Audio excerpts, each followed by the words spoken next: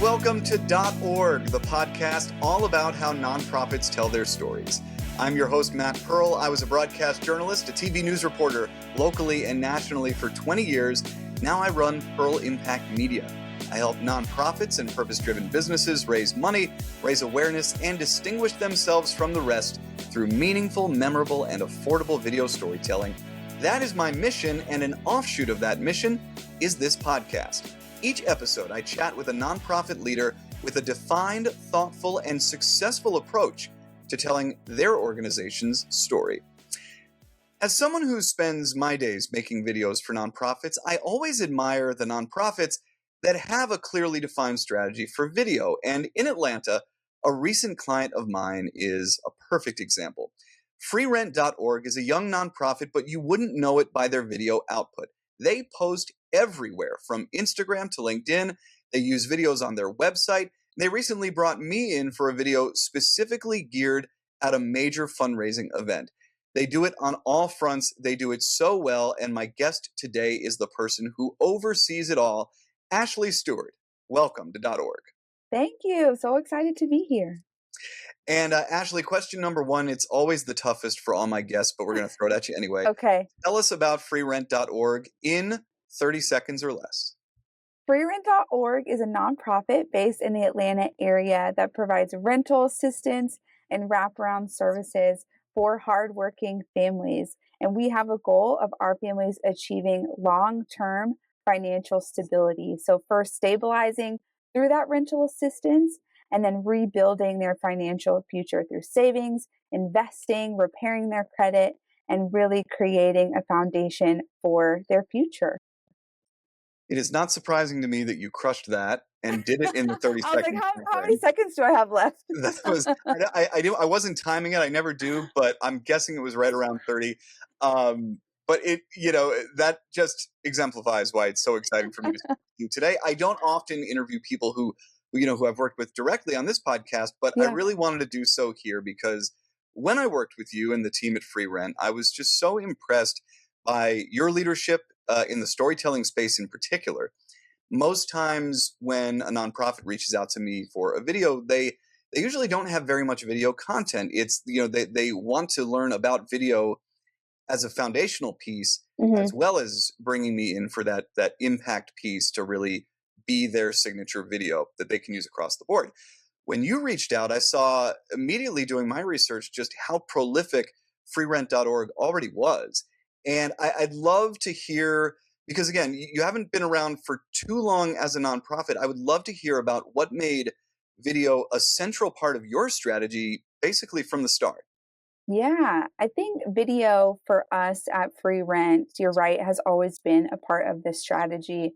I think first and foremost, the stories of our families are the things that guide our decisions day to day. Not just stories, but the impact that we are working to build. And that is the core of our mission every day. And there's no better way to understand that impact than through the families themselves and their journeys and sharing what they have experienced. So that's just a core of who we are.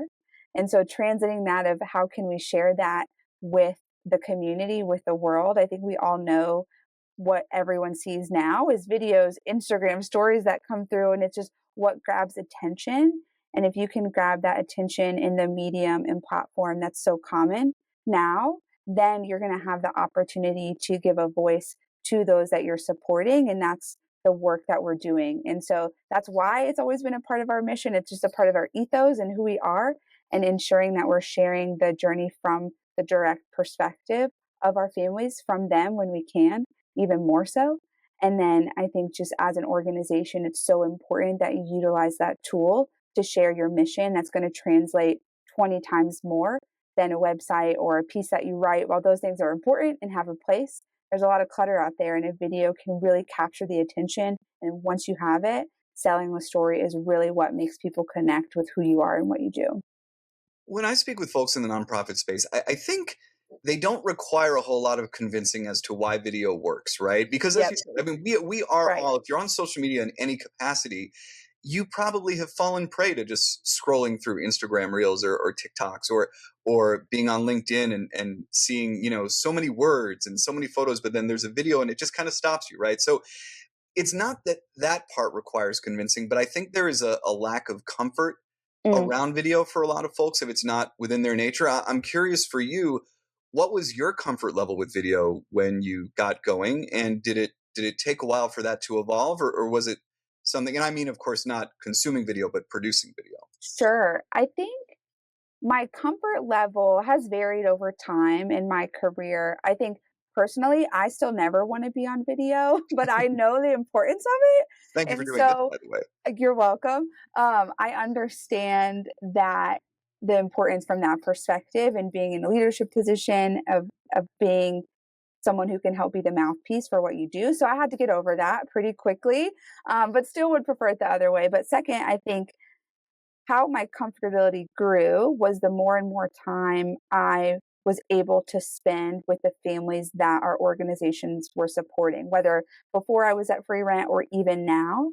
And once, when you have the opportunity to work with families and you gain their trust and they trust you to be a part of their journey with them, and you, as someone in this field, have the opportunity to learn about their story, learn who they are, and just witness how remarkable they are as human beings, then you realize like you want everyone to know them.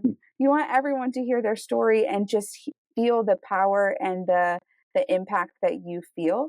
And so, because of that experience, getting to meet so many families again, whether in my previous work or with free rent, it was easy for me to get excited about building ways to share their story. So in this role, and funny, in my previous role too, that was often a part of my job because I just loved it.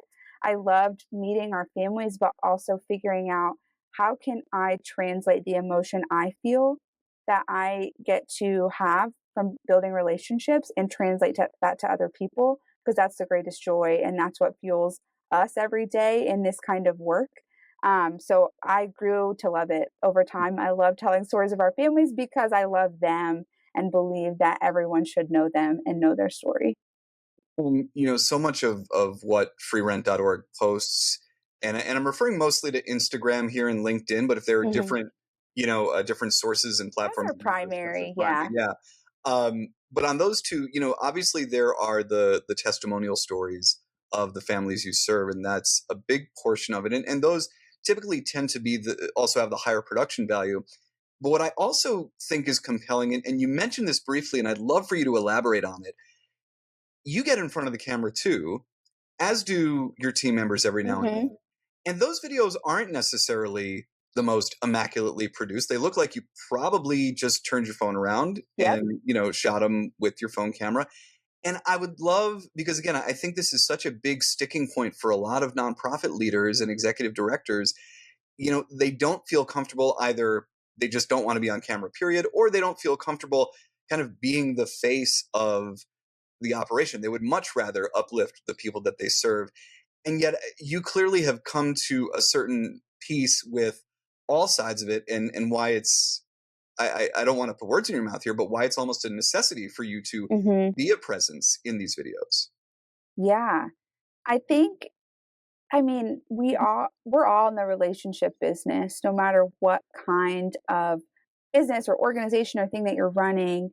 And there is an ability to connect with people if you understand who the people are that are doing the work or fulfilling the mission, or again, the families that we have the opportunity to work with. And so I think video is a way to translate, like, we're a team, we're here, we are in the community, we are working alongside our families. This is a true family that we're building in what we do. And so I think that's how it translates, that we're not just a picture on a screen or we're not just a bunch of words, but there's like true humans on the other side who are a part of this work. And I think there's just an ability to connect. So again, I have had to like swallow the, oh, I would rather not, but I understand why it's so important. And um, our board chair, Larry Dorfman, he always talks about how even when it comes to fundraising or doing things that are uncomfortable, you shouldn't be afraid if it's on behalf of somebody else.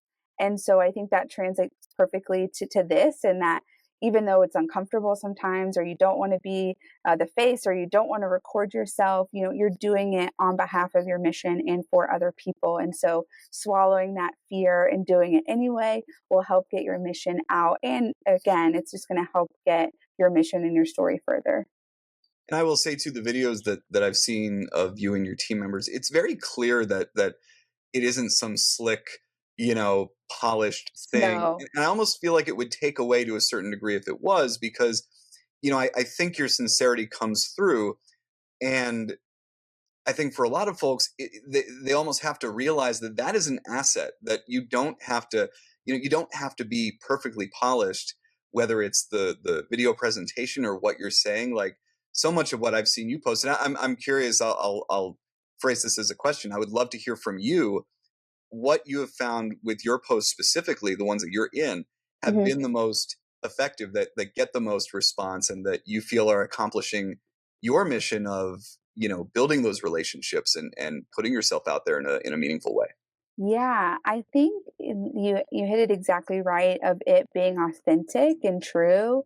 And so a lot of our videos that I think are doing well, at least I believe so, that are translating to our audience, we're truly just talking about what we're doing or things that we have coming up. And anytime I've ever met or worked with someone in this field, when they're just sitting and having coffee or a conversation with them and they're talking about what they do, you can like feel the passion and you can understand that they really believe in it. And when someone believes in it and they're passionate about it, you want to be that alongside them. And so for us, when we're filming something, we're literally just talking about what we do. And our team is just so passionate about our work and our families that I'm glad that it translates because it's true. And there really isn't a script. We have ideas of what we want to talk about and what we want to say. And hey, sometimes it might take like 5 or 6 takes because I can't remember what I wanted to say. But it's all just like from the heart and truly talking about our work, what is happening day to day, what's coming up, successes that we've heard from our families. And that's easy. And you just have to think about it like I'm having coffee with a friend. I'm telling them about recent wins from my work and from my day. And that's all I'm doing. And if you think about it from a time commitment perspective too, I mean, even if it takes you 6 takes, if it's a minute long video with a little bit of resetting, Right. that's 10 minutes out of your day. It's And really not much. yeah, and obviously, we are all stretched to the limit in terms of our time, but it does seem like a low time commitment for the reward, and for the return that you get on that investment. And I also think too, and I say this having just attended the nonprofit storytelling conference last month, which was really valuable. There were 800 nonprofit storytellers Wow. all in one room. It was really great. And there is just this growing movement about ethical storytelling frameworks in the nonprofit space, which I think is absolutely wonderful.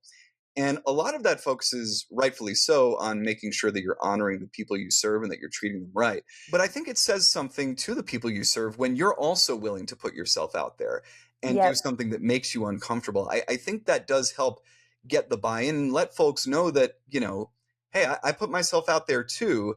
And we're going to make sure that if you do that, you're going to be treated right and it'll be done in a way that is respectful and Absolutely. honorable to you.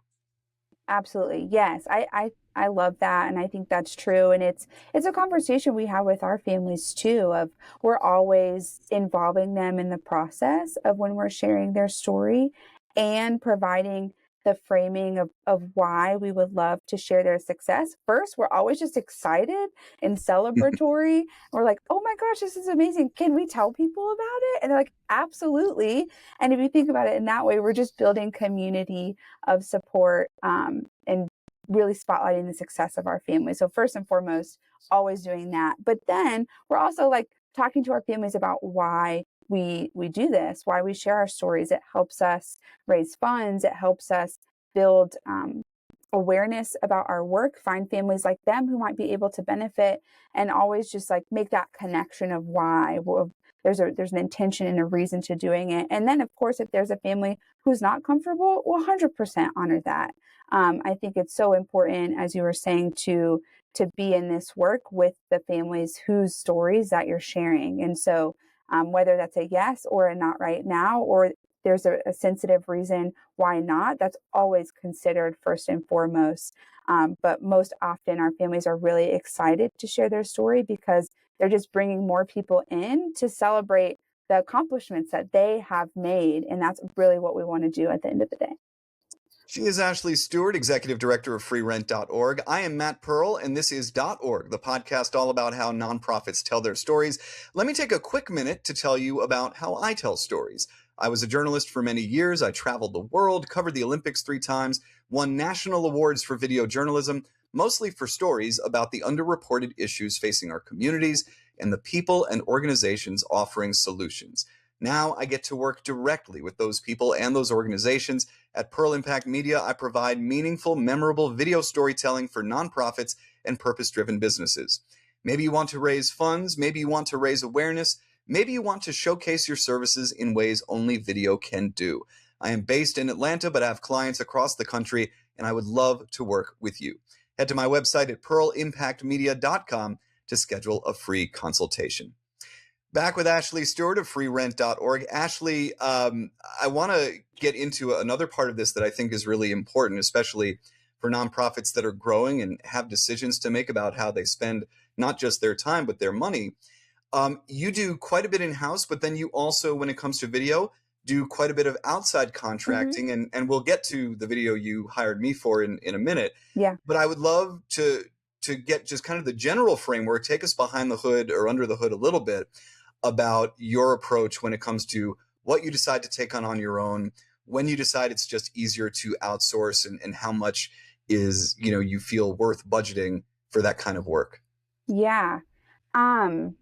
We have a line item in our annual budget that's focused on videos and really marketing and sharing our message. And we do that because we understand really the return that's going to happen through those projects. And those projects specifically are really strategic and where we're going to invest the resources necessary to produce a video like the one that we worked for you. So a video around a fundraising event, or we have a luncheon with our donors to share impact. So I see us using video in some form for an event like that. But also if we're in a really strategic campaign like we are with our free rent grant and wanting awareness around our family. So we're really intentional about what larger video projects we want to take on and then scope out what we think the cost is, but it's all because we see the return on the other side, the return in fundraising dollars, the return in awareness or views on our website, the return there. And so I would just encourage, it's hard to say a number figure because every budget is different, but I would think about for those larger campaigns that you have, what's the outcome you're trying to achieve? So how much money are you trying to raise? How many more followers are you trying to get? And for that, like, what's the value? Obviously for fundraising, there's a monetary value, but then the engagement, the number of followers, there's a value there. And then you kind of work, okay, if that's what we're trying to get, you kind of have to spend money to make money, as the saying goes. And so you have to think about, okay, what's a reasonable budget that will help us achieve that goal. So it varies. I mean, it really is different based on every budget. So hard to answer that question, but there is nothing wrong with having a budget line item for videos and marketing and sharing your story. That is part of getting the word out of your mission. And let's talk about the event video in particular, right? Yeah. That was how we came into contact. And I'll say personally, in my experience, typically when I'm approached by nonprofits about an impact video, they wind up using the video all over the place. Like I hear over and over again, we use your video in email blasts, with fundraising appeals, with grant proposals, all the above, right? But oftentimes when it comes to pitching it to whether it's the board or whether it's for folks who aren't the executive director, pitching it up the ladder, so often they kind of need that hook, and an event is such a great way to bring it in, because an event, that's where you're going to have a captive audience, and everything that works about long form video works even better in that context. I would love to hear from you about, specifically when it comes to the event video, what are the kind of things that you're looking for, and what makes it different than, let's say, maybe not the videos that you shoot with your phone of yourself, but maybe some of the other shorter videos that you shoot with your families? Yes, I love event videos. They're so great. You have to think about, you have, like you said, a captive audience. You could have hundreds of people who are often seated or they're focused on some kind of program. And in that moment, you can grab their attention for a much longer period of time than you can when you have like a social media video. So what could be, you have to squeeze something in into 60 seconds, like 5, 6 minutes. I've even done like 8 minutes. If it's done right, really isn't that much time at an event. And if that would give you the time to truly tell the story from the voice of a family that you're working with, it's just a beautiful experience. It's a way that you're essentially helping your audience of 500 people almost be in a coffee conversation with your family where they're telling about themselves and their journey with your organization. It's the best. And so I love them because it's really unique that you truly have a captive audience. And again, if the video is done right, what can seem like a long time, when you're hearing such a powerful story from someone, it really doesn't feel like that long. And it's so unique that you know that those people are going to watch it from beginning and end. And so you can build something that's really going to provide the arc that you're looking for, but again, translate beautifully the true story of the family and also tie it to your mission at the same time. And final point too, as you said, you can then use it so many times afterwards. So yes, that's the point of getting to the event, having that captive audience who's going to be able to see the whole thing beginning to end. But we've used that video that we've worked with you that was for an event, oh, so many times after that. In emails and meeting with donors as a follow-up, on our website. Duantavia, who's in the video, she has the video too. She shared it with her whole family. She loves it. Like, there's so many ways that it's, yes, built purposefully, but again, done right and with the context. I know I'm going to use this for other things. Build it to be evergreen in that way so that you can really get the legs out of it. And then it's really worth the investment if you think about it that way. For those of you watching this podcast on YouTube, by the way, you can check out the description. I will include the link to the story that Ashley's talking about, the piece that I did with Duantavia, the free rent recipient, who was so wonderful to work with. And I think that's one of my favorite videos that I got to be a part of this year and got to produce. And part of that was because she was just so open as well. And she was someone who clearly, again, I would imagine that you and your team explained to her beforehand just so well what the purpose of the video was, what the context of it was. And, she was so comfortable with the process. She was so open in her interview, and I think it just turned out beautifully. So I'll make sure to include that link so that folks can watch that. But I do want to, also mention that for something like this, typically the video is almost, when you're at an event like that, and I'd love to hear your, description of it from your perspective, but the video is almost the climactic moment or the centerpiece Absolutely. that leads to the big fundraising appeal. And it's funny because I've heard, in fact, at that conference I was just mentioning, that there was a group that puts on events out on the West Coast, and they were kind of going through how to plan a great nonprofit event. And it was almost an afterthought how important video was. Oh, it's Video was, essential. it was two sentences in their whole presentation, was be like, here's where you run your video. And if you're not doing video, you really, really should, because it's that important. And that was it. But clearly for those who are putting these events on, and you can speak to your experience, video is just, it is the one time during the event that people just stop talking and stop looking at their phones, and they're listening to what you have to say. Yes, that is exactly right. Video is essential and should always be part of an event program and plan. And I think it's, when you really think about like how you produce a video and think about the story that you want to tell, in a lot of ways you kind of have the most control, if that makes sense. Like, you can really work on the emotion you want someone to feel when they watch the video. You can really ensure that the points that you want to share are going to come across. You have more time before the event to really craft what you want people to take away.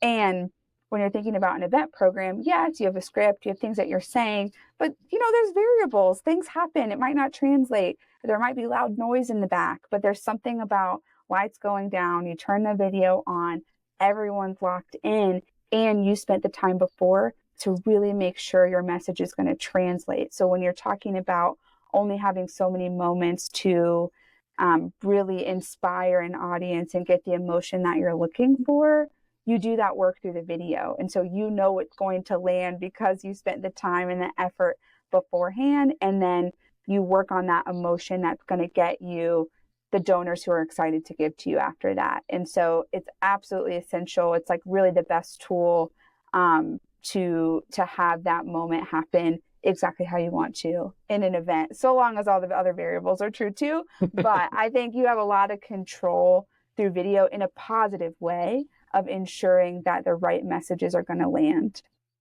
So Ashley, as we wrap up here, I would love just your general advice for somebody who's, who has your title at a different nonprofit, hasn't made that leap into video yet, sees all the different ways that she or he could use it, but has no idea how to jump in a way that feels methodical, in a way that feels comfortable for them.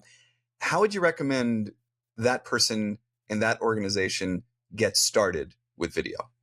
Yes. I think, man, it's really just just do it. Like, don't overthink it.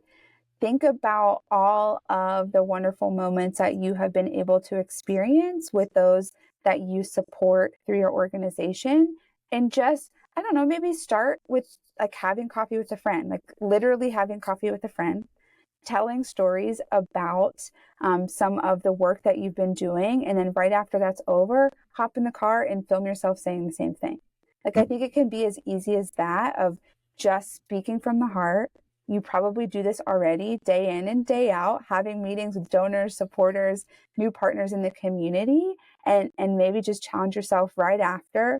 Pick up your phone, film yourself, and say, what did I just say at that meeting? Do it again. And I think it's as simple as that. And really, don't be afraid. Just get started.